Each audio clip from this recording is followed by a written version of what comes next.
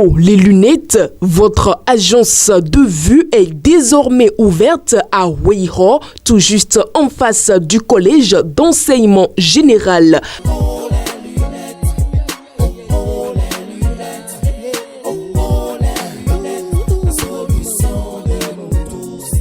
Faites-y rapidement un tour et profitez de ces offres exceptionnelles et bénéficiez surtout du traitement Satin Plus gratuitement offert.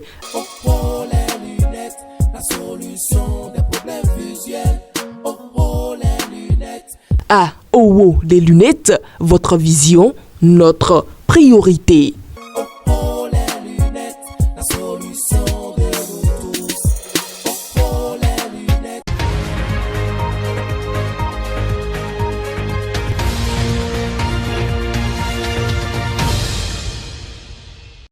Amis internautes de Guérita TV Monde, bonsoir et bienvenue dans le Flash Info de ce lundi 15 avril 2024. L'activiste politique Romaric Boko a comparu cet après-midi pour harcèlement par le biais d'une communication électronique.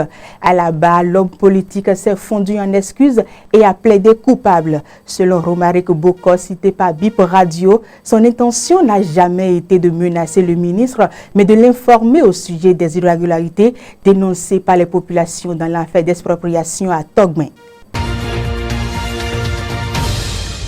Un commissaire d'arrondissement de la ville de Cotonou a été limogé ce lundi 15 avril 2024. Il lui a reproché l'excès de zèle de l'un de ses agents déportés par le conducteur d'un minibus. Ce limogeage fait suite aux différentes plaintes de la population face aux déviances de certains agents de la police lors des opérations de contrôle.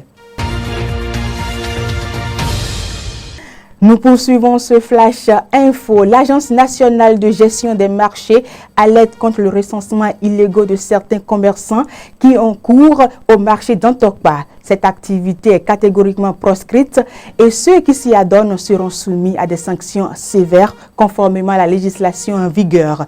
Dans un communiqué officiel, la directrice de l'ANAGEM révèle que les auteurs font des promesses de réservation d'espace dans les nouveaux marchés humains aux victimes. L'agence habilitée met en garde les faussaires et assure aux usagers qu'elle n'est en aucun cas impliquée dans la dite opération.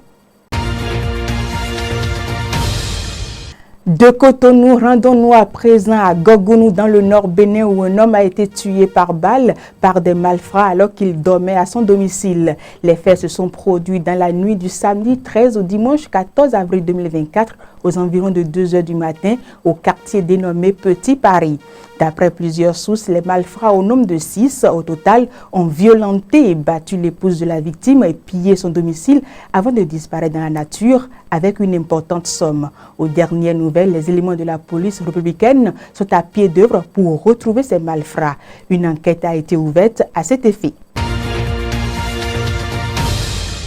Nous restons toujours dans le nord Bénin. Les personnes ayant abandonné les corps de leurs proches dans les morgues des hôpitaux Saint-Jean-de-Dieu de Tangueta et de la mère de l'enfant, Hop de Mat de Djougou, sont sommés de les retirer. Dans une note en date du 11 avril 2024, le procureur de la République du tribunal de Natitengou, Nevali Seti, indique que les concernés ont jusqu'au 21 avril prochain pour retirer les corps. Passé ce délai, les services compétents des 10 hôpitaux concernés sont autorisés à procéder à l'inhumation de ces corps abandonnés. Hors de nos frontières, pour finir, au Sénégal, 1137 kilos de cocaïne ont été saisis. C'est la plus importante saisie terrestre effectuée dans ce pays, ont indiqué les douaniers qui ont fait cette découverte à la frontière avec le Mali, dimanche 14 avril 2024. Merci de nous avoir suivis. À très vite.